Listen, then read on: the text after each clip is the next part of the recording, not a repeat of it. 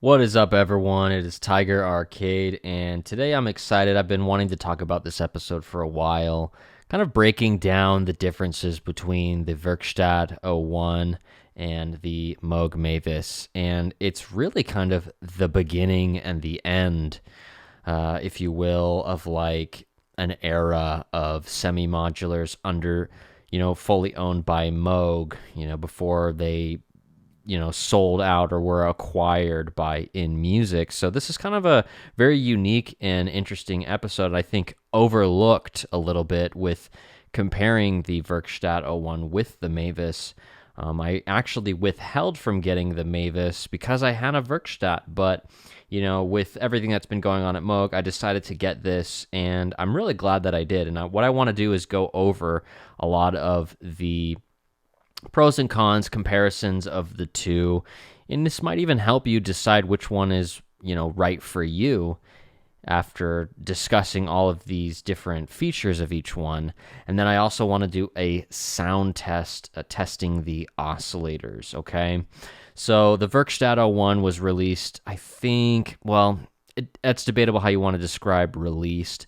2014, I think, at Moog Fest. It was a DIY, the first of its kind of the semi-modular synthesizers that really led to all of the other semi-modular synthesizers that you see today. The Mother 32, the DFAM, the Subharmonicon, the Grandmother, the Matriarch.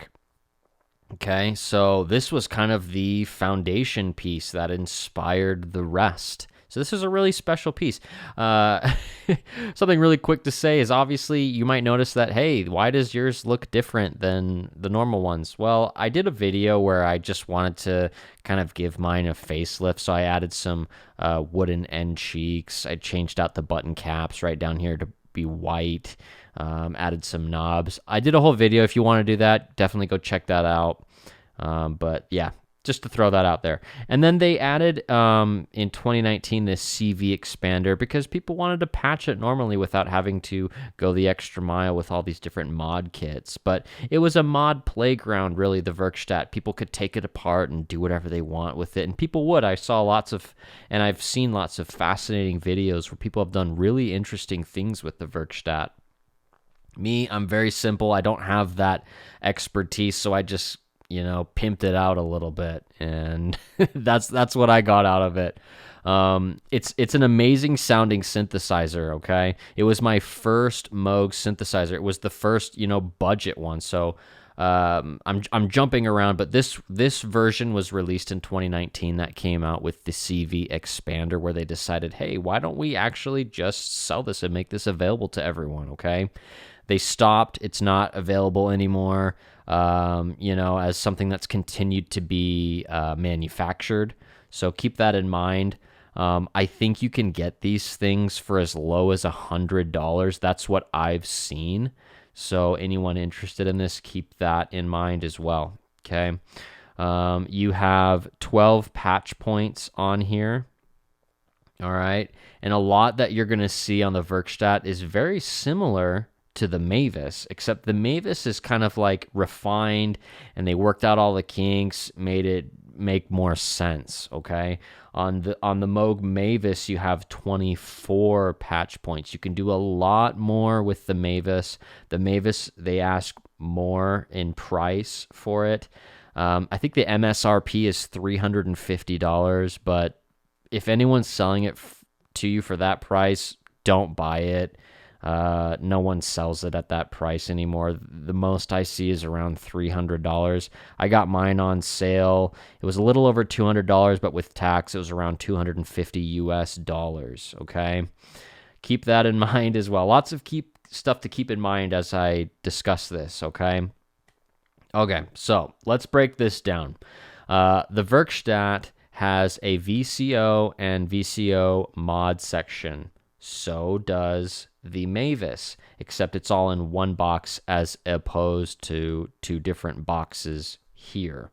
You have your frequency, they call it pitch. It's really the same thing, except you can adjust it here. You have sawtooth, square. It says saw and pulse, but, hey, You have pulse width modulation, so it expands and, contracts that. If you look at an oscilloscope, you can kind of see that in real time with that waveform. That's kind of what this really is. So this is square wave, sawtooth, pulse. I mean, it's square, really. But hey, I don't know the science behind it, so maybe it really is pulse. You have your modulation section, which you have here as well. It's pretty much the same thing. And then moving on, you have voltage controlled filter modulation. So VCF, that's what that means. You have that here as well. This one's a little bit different, okay? Because this one lets you change the polarity and amount with two different sections. This one, it's just one knob to control both of that. But you see you have the envelope generator LFO, just like over here. But this one's just one knob. So they kind of, like I said, it's refined, but maybe some people prefer that to have them separate. That's entirely up to you. Moving on to the amp section, the voltage controlled amp. Here's something that was such a big concern for me when I was playing the Werkstatt originally. I was like, why didn't they add a volume knob? I really looked into modding mine, but I was like, this is so above me. I don't know. This, like I said, this was the first of its kind. And so with this one, they refined that. You have your mode, which you have here, envelope generator, and then on. Really what it does is if it's on envelope generator, it focuses on this section right here versus bypassing it to on. And then it's just kind of going like a drone. But then they also added the volume, which I love. It's so important to me to have a volume knob.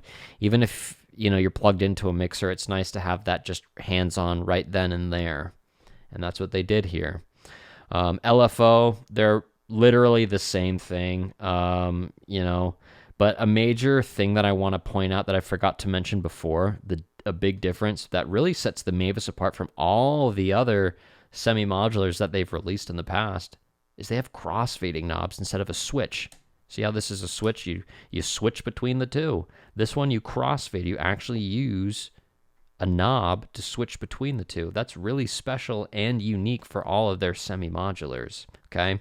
So LFO section, that's the low-frequency oscillator. Pretty much the same thing minus crossfading, okay, which is a very unique and special thing. Envelope generator, this one has a full envelope generator. You have ADSR, attack, decay, sustain, release, while this one is missing release, okay? You can work around it and it still is usable and playable, in my opinion. Glide, I know my knobs are kind of big and chunky, but it just makes it more satisfying to play. I was thinking about doing that eventually to my Mavis, adding on some knobs. I haven't decided yet which I want to go with. I know Moog eventually released their own, so maybe I'll end up doing that. But yeah, this is Glide. You have Glide here, and then keyboard scale, which is a cool thing. It kind of like expands the scale on your keyboard range, where you can start here, and then it's like really far. So I've used that a little bit when I'm doing something more experimental, but I like to keep it toned down when I'm literally trying to play actual notes. They both have an octave. It's the exact same here. And then, like I was saying before, this one has more patch points, okay? This one has 12. This one has 24, if my math is right. And then on this one, you have a very special section called utilities. I love this, especially if you're using your Moog Mavis with other things.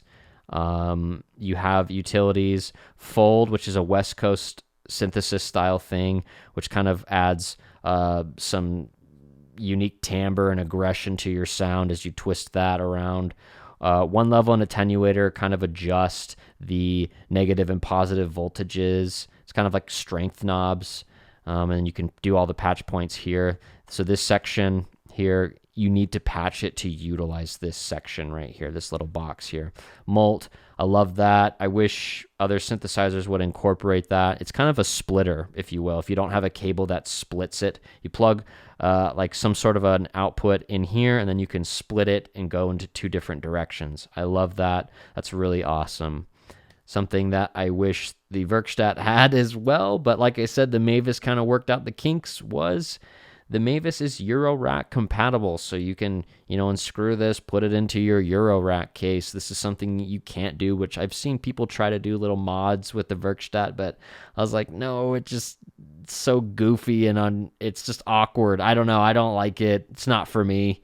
So this is where this one really shines, especially.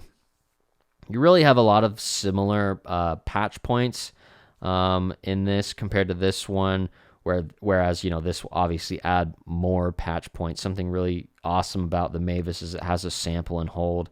That's loads of fun to play with, with triggering stuff within itself, to make it self-play, if you will. But yeah, overall, like I said, this was kind of like the beginning, a trial and error, and then this is like the final product. But the Mavis is considered part of the Werkstatt family. I thought that was something really interesting that they wrote on the box, was that it was part of the Mavis. They said it's part of the Werkstatt family. I was like, oh, that's very interesting.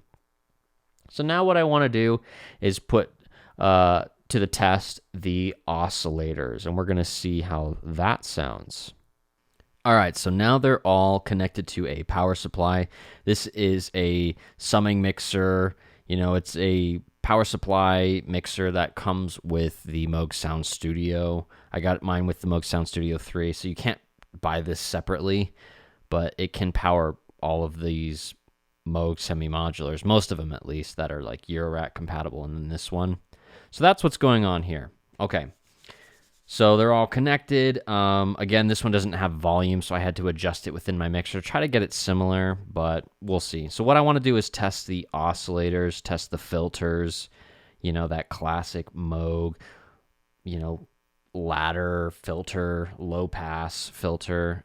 So that's what we're going to do. Let's start off with the keyboards. It's 1 octave, and we're going to see how they basically can withhold and maintain in tune, really, okay? So let's start with the Werkstatt, and then I'm going to bounce to the Mavis. I tried to do the best I could with the envelope generator, so they might be a little off. Ignore how long a note might last, or some of those little subtleties. I did my best, because this one is a bit more limiting than this one where you have a full envelope generator.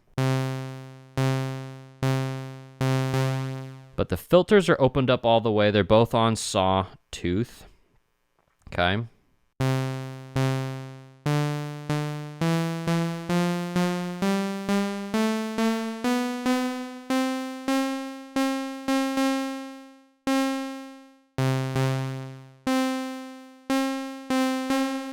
So I'm noticing a little bit that's off here, and that might just mean it just needs to be tuned a little bit, but I did the best I could to, turn on the envelope generator to on, and, where it's kind of droning, and then match their pitches to be equal. I'll show you.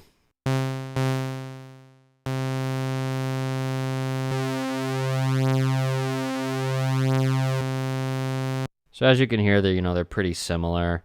I did the best I could, again, to tune them to the same frequency or pitch, if you will. Okay, so you notice some subtleties there.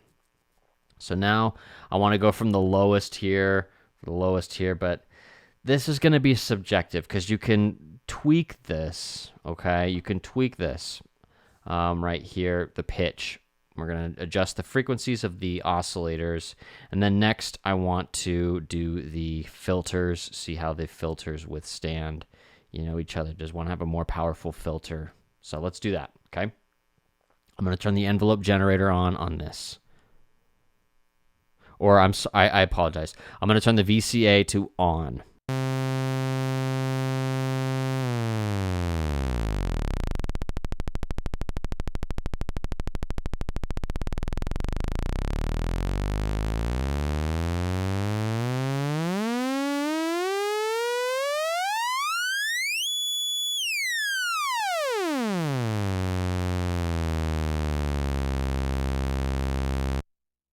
Okay.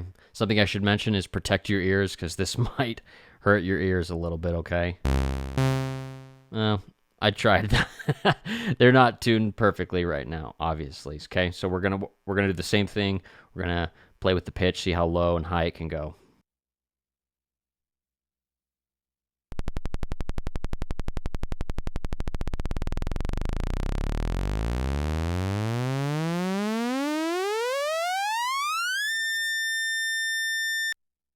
Okay, let's jump back to this one.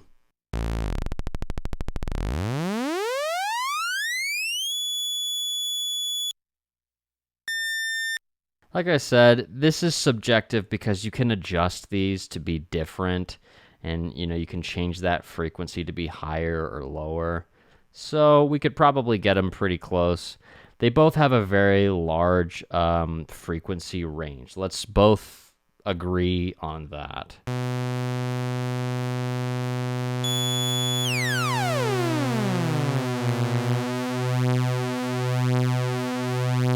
Okay, I was just tuning them both to the same thing, okay? So now what I want to do is the filter. Let's start with the Werkstatt.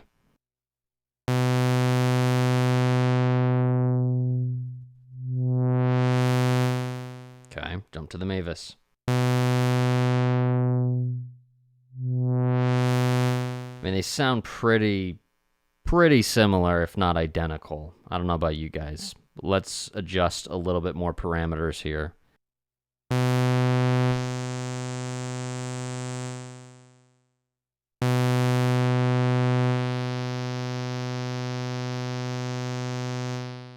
Okay.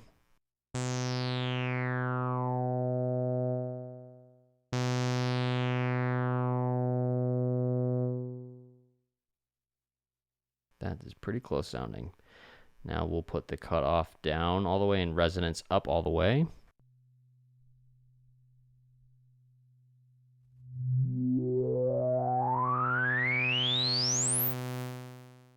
Same here for the Mavis.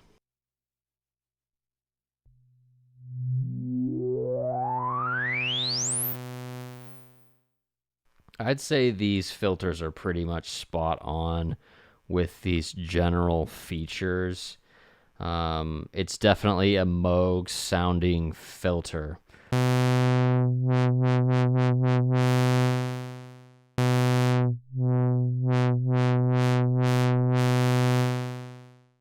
So, I'd love to know what you guys think about the difference between the filters and the oscilloscopes. I'm not going to go into envelopes. I'm not going to go into the LFO, the rates of them. Sure, you can adjust them and make them go really fast. I'm not going to go into that right now. That's just something I don't feel like is necessary unless you guys want to see that. But overall, I feel like this kind of does a good job of getting an idea of how it sounds, adjusting the pitch, adjusting the filters. That is, really what can help you determine a synthesizer, its oscillator, its filter. Those are some foundational things with any synthesizer, really. Bottom line, I think they both sound really great, okay? I really love about the Mavis how you can put it in a Eurorack case. It has additional features, and it's like 99% of what the sound is of this, okay? Maybe I just have an emotional attachment to this. I don't know what it is, but I'd love to know what you guys think about this. If you enjoyed this video, please consider leaving a like, subscribe to my channel if you haven't already, hit that bell icon to get notified when I release a new video. I've been trying to decide on what's a good day to release it. I typically do Thursdays, but I notice most of the people watching my channel are now shifting to another day of the week, and so I'm like, what do I do? Let me know what you guys think, Anyways, appreciate your time. Thanks for watching this video. We will catch y'all next time. Peace.